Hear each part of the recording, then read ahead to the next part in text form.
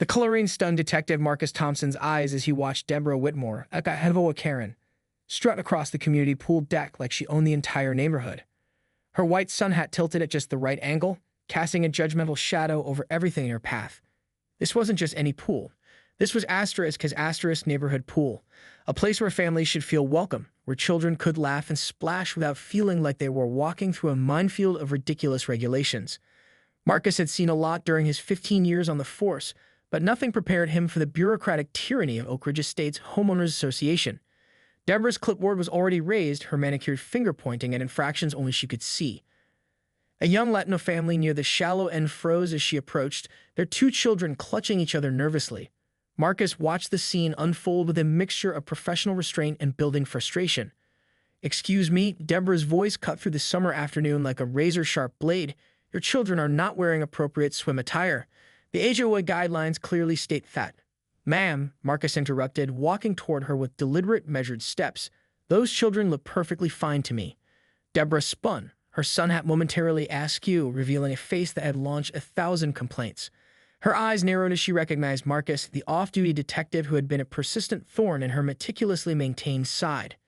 "Detective Thompson," she said, her tone dripping with manufactured politeness, "I don't believe you're an official representative of the Oak Ridge Estates HOA board." Marcus crossed his arms, his badge glinting subtly in the sunlight.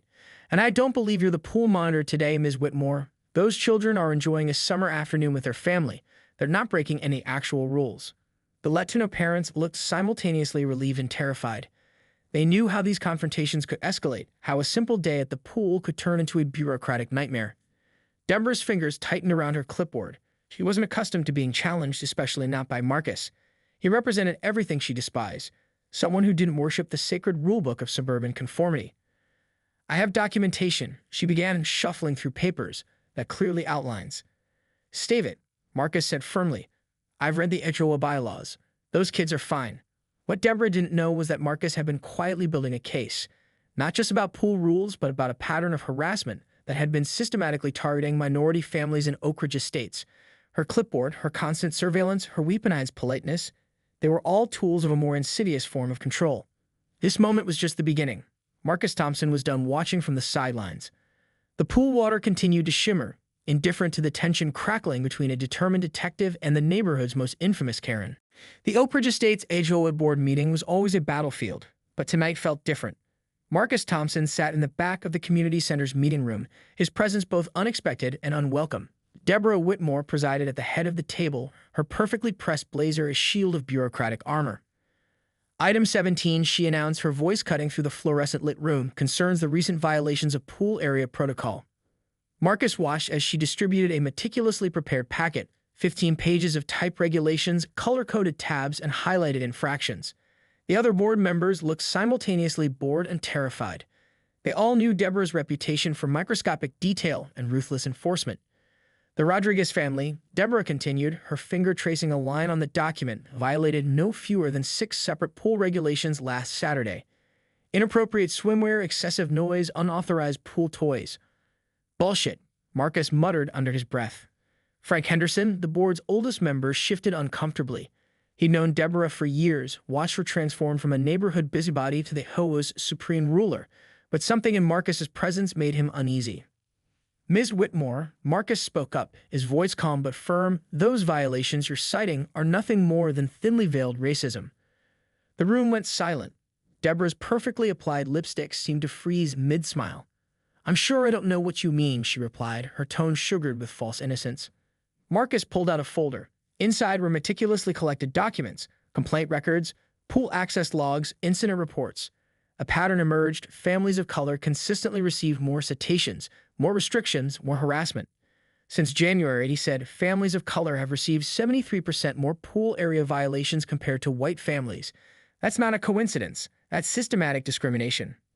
Deborah's hand trembled slightly, the first crack in her immaculate facade. The other board members exchanged nervous glances. They'd always known something was off, but nobody had the courage to challenge her before. "These are baseless accusations," Deborah stammered. "I follow the bylaws to the letter." But Marcus wasn't finished. He knew bureaucracies like this survived on silence and complicity. They relied on good people doing nothing, on fear and exhaustion wearing down those who might resist. Frank Henderson cleared his throat. Perhaps, he said slowly, we should review these documents more carefully. Deborah's world was crumbling. Her carefully constructed system of control, her weapon of petty tyranny, was being dismantled piece by piece, and Marcus Thompson was the sledgehammer. The fluorescent lights seemed to flicker, casting long shadows across the meeting room. Something was changing in Oak Ridge Estates, and Deborah Whitmore was about to discover just how powerful a single determined individual could be. Marcus leaned back, watching.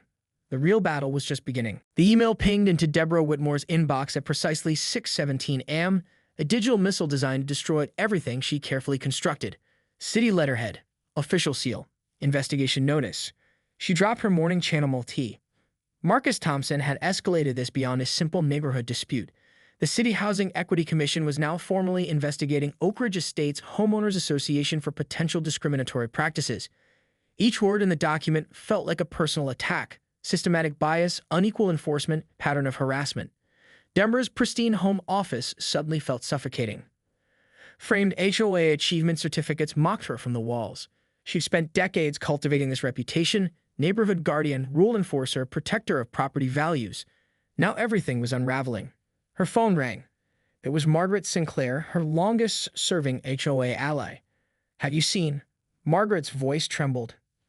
"I'm looking at it now," Deborah responded, her trademark composure struggling to hold. The investigation wasn't just about pool rules anymore. They were digging into membership patterns, complaint histories, architectural review board decisions. Every rejection, every fine, every strongly worded letter would be examined under a microscope. Marcus knew exactly what he was doing. He wasn't just challenging her. He was dismantling her entire system of control. Deborah's mind raced through potential defenses. She could argue procedure, challenge the investigation's scope, rally her most loyal board members. But deep down, she understood the evidence was damning.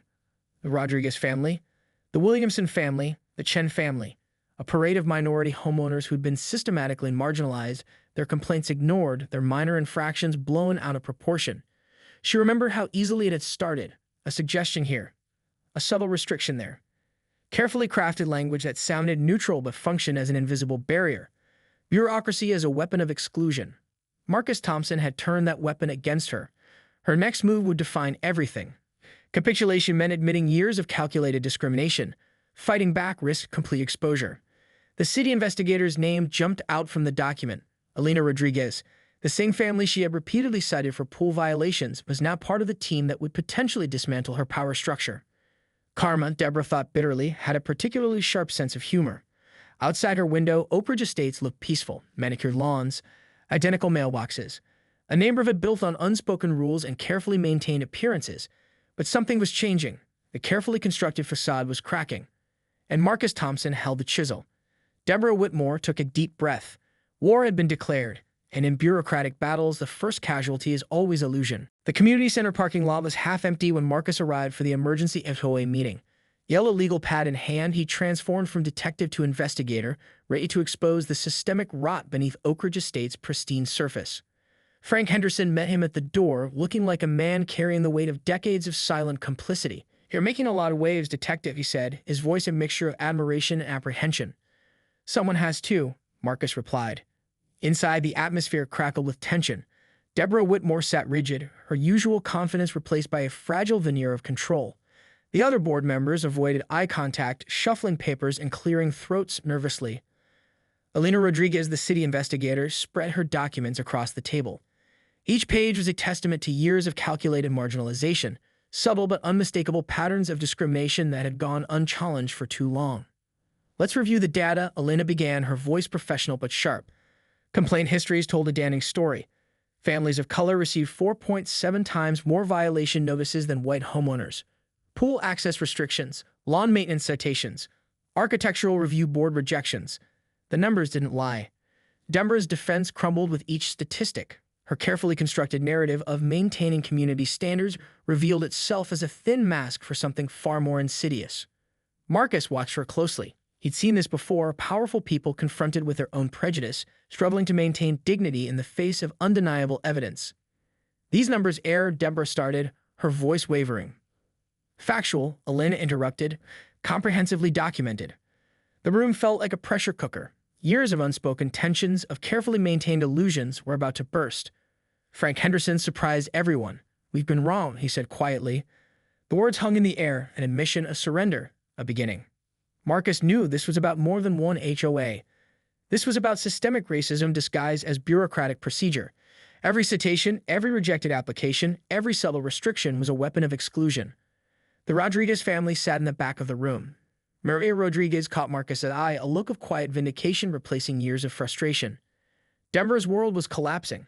Her identity, built on control, on maintaining a specific vision of community, was being dismantled piece by piece. The rulebook she'd wielded like a weapon was now evidence of her own bias. Outside, the Oak Ridge Estates neighborhood looked unchanged. Identical mailboxes, perfectly trimmed lawns, but something fundamental was shifting.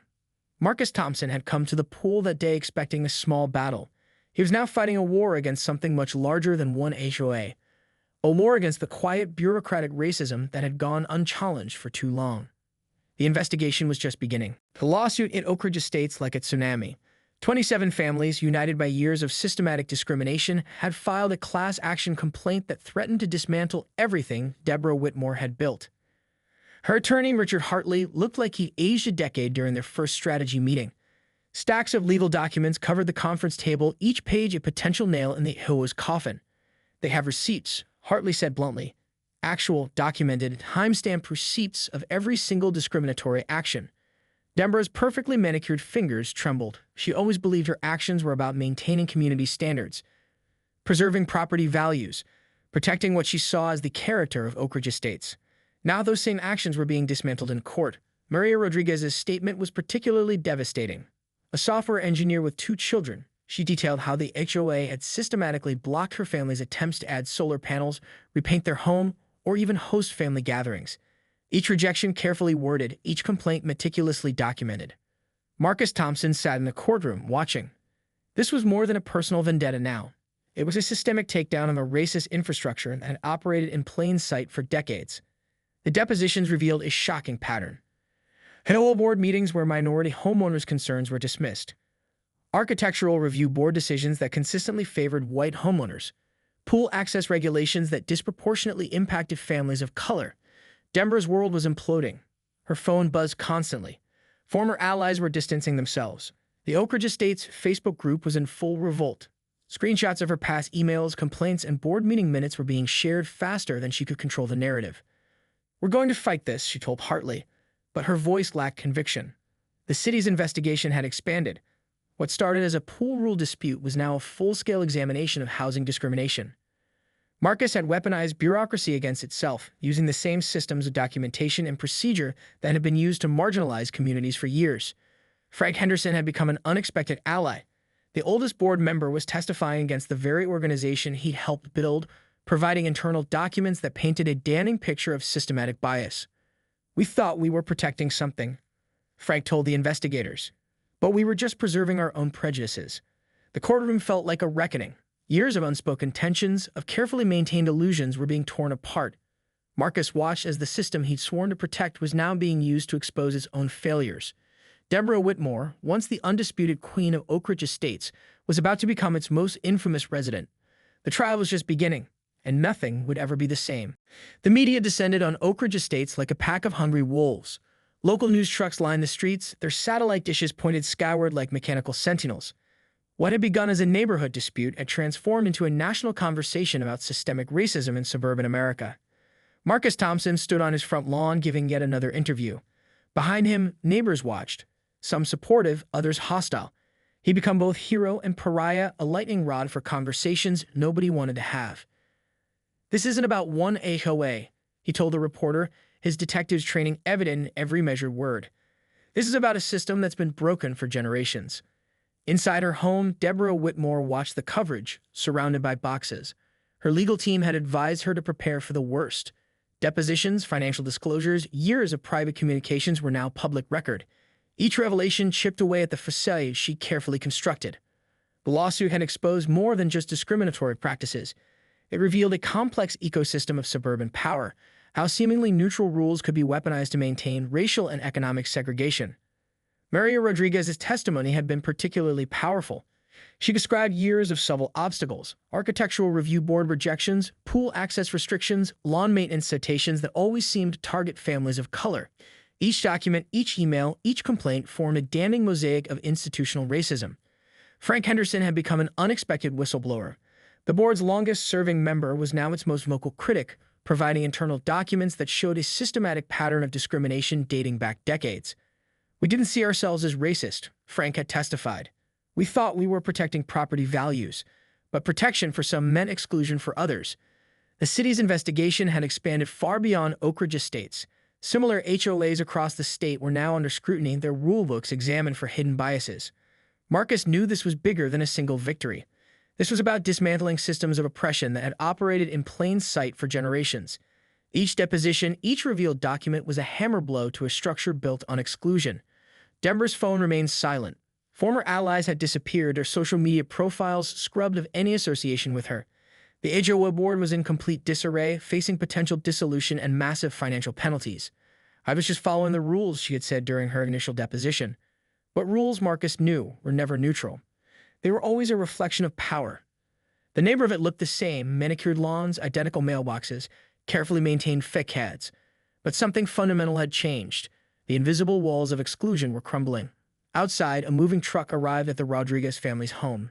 They were adding solar panels, a small act of defiance that now felt like a victory parade. Marcus watched. The real work was just beginning. 6 months after the initial lawsuit, Oak Ridge Estates looked like a battlefield of transformation. The HOA board had been completely restructured. New faces, new rules, new understanding. Marcus Thompson sat in the community center, watching the first truly inclusive board meeting in the neighborhood's history. Maria Rodriguez now served as board president, a symbolic and substantive change that spoke volumes. Deborah Whitmore was gone. Her home had been sold, her reputation shattered. The once powerful HOA Karen had become a cautionary tale, discussed in hushed tones and legal seminars about institutional racism. The financial settlement was unprecedented. 27 families would receive compensation, but more importantly, they'd receive something far more valuable: systemic change. The HOA's bylaws had been completely rewritten, with input from every community member, not just a select few. "We're not just changing rules," Maria told the gathered residents. "We're changing culture." Frank Henderson, now retired from the board, sat in the back of the room. His testimony had been crucial in dismantling the old system. He looked both relieved and haunted, a man who had finally confronted the unconscious biases of a lifetime. Marcus understood transformation wasn't about punishment. It was about education, awareness, creating systems that truly work for everyone. The pool where this all began now had new signage: clear, fair, welcoming. No more coded language, no more hidden barriers, just simple, straightforward rules that applied equally to everyone. Detective Thompson had done more than challenge an HOA. He'd exposed a microcosm of larger societal issues. Racism wasn't always about explicit hatred. Sometimes it was about bureaucracy, about seemingly neutral rules that protected some while marginalizing others. Community meetings now looked different: diverse, engaged. People who had previously been silenced now spoke freely. The Rodriguez children played with other neighborhood kids, their parents no longer feeling like they had to prove their belonging. This is what community actually looks like, Marcus thought. The lawsuit had become a model for other neighborhoods. Housing equity lawyers were using the Oak Ridge Estates case as a blueprint for challenging discriminatory practices across the country. Outside, the neighborhood looked the same: manicured lawns, carefully maintained homes. But everything had changed. The invisible walls of exclusion had been dismantled, brick by bureaucratic brick. Maria Rodriguez caught Marcus's eye and nodded, a silent acknowledgement of a battle fought and won, not through violence or aggression, but through documentation, through persistence, through exposing truth. The real victory wasn't in the settlement, it was in the transformation. As the meeting concluded, sunlight streamed through the community center windows. A new day for Oak Ridge Estates was beginning.